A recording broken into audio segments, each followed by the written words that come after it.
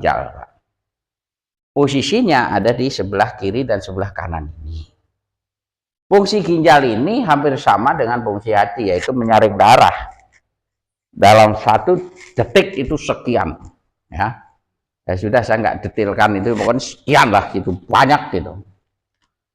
Dan ini sepanjang hidup manusia tidak pernah istirahat.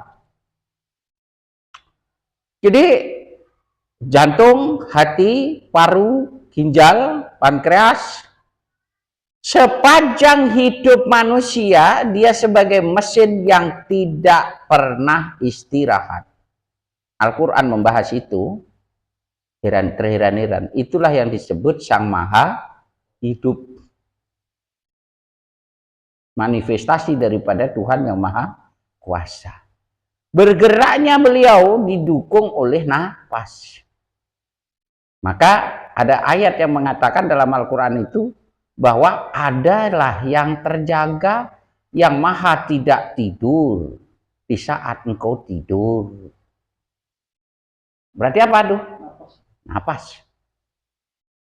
Termanifestasikan diwadain oleh salah satu ginjal, jantung, hati, limpa, pankreas. Ini manifestasinya Tuhan yang ada dalam tubuh kita. Gitu. Dia terjaga di saat kita tidur, yang digerakkan oleh peredaran darah dan napas. Nah, ini kalau dikupas-kupas nanti ke agama, tapi ya sudahlah, saya nggak bawa jauh ke sana. Jadi ginjal ini bentuknya seperti ini.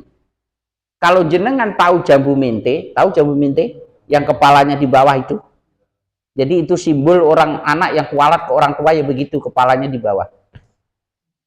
Jambu mente, kualat ya Pak. Karena kepalanya di bawah. Ya. Bukan kualat karena si bibib ya. Nah, ke bibib pun nggak kualat. Nggak apa-apa. Jadi nih, kayak jambu mente itu, besarnya sebesar telur bebek. Ya, besarnya sebesar telur bebek. Fungsinya menyaring darah dari berbagai macam racun tubuh, terutama yang disebut zat purin, zat pembentuk batu ginjal, dan zat pembentuk asam urat. Jadi ketika seseorang itu terkena masalah asam urat, nah ini masalah asam urat atau disebut URC, uric acid. Kalau bahasa dokternya URC. Kalau Bapak ada dokter bilang URC-nya tinggi atau kreatinnya tinggi, itu pasti ginjalnya masalah. Nah, ukuran normal daripada asam urat seseorang ini berapa? Ya, tak ambil rata-rata saja, 3 sampai 6. Sudah, itu saja. Mau perempuan, mau laki itu. Kalau jenengan punya asam urat di atas 6, 7, 8, 9, 10, 11, hati-hati. Dan itu tidak sembuh-sembuh, hati-hati. Kenapa? Karena dia akan membentuk yang namanya batu kristal, yaitu bisa di ginjal, bisa di ureter, bisa di kandung kencing, yang namanya batu buli atau kencing batu. Dan akan bisa menggores juga yang namanya prostat. Bahaya Pak. Gitu. Uric acid ini dibentuk dari makanan apa?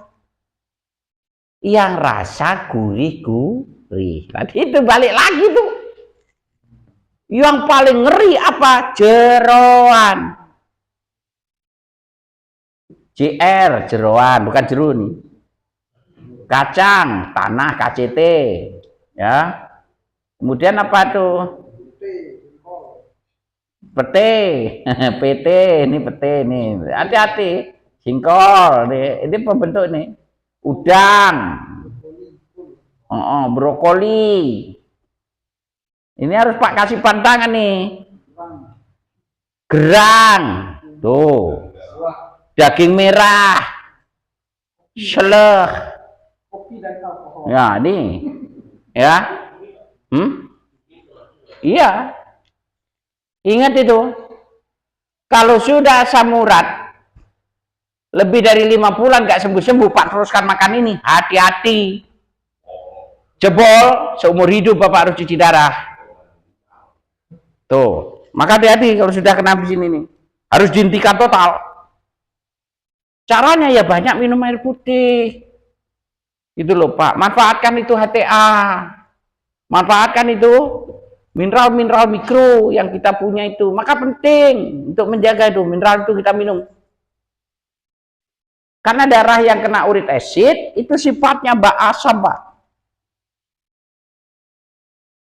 Gitu. Untuk bisa sembuh harus jadi basah. Untuk menjadi basah, apa yang bisa? Ya hentikan ini, minum mineral, itu yang membuat basah.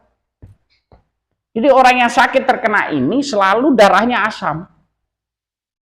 Ya, ini tadi makanan-makanan ini wajib dihentikan. Jangan sampai bisa nggak sedikit-sedikit. Atau nanti karena aku nyuri dari siapa? Kan begitu kan? Nah ini perlu dijelasin. Karena kalau masih awal, Pak ya, masih 7, masih terasa pegel di kaki, gak enak tidur, harus digantung sampai kakinya. Ini 8, 9, 10, 11, 12, 14 jebol.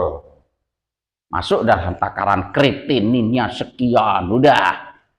Taruhin tuh tanah 10 hektar, uang miliaran, seumur hidup begitu. Dan hari ini itu sedang mewabah Jakarta, kota-kota besar terhadap anak-anak kita yang masih kecil di bawah umur. Akibat apa?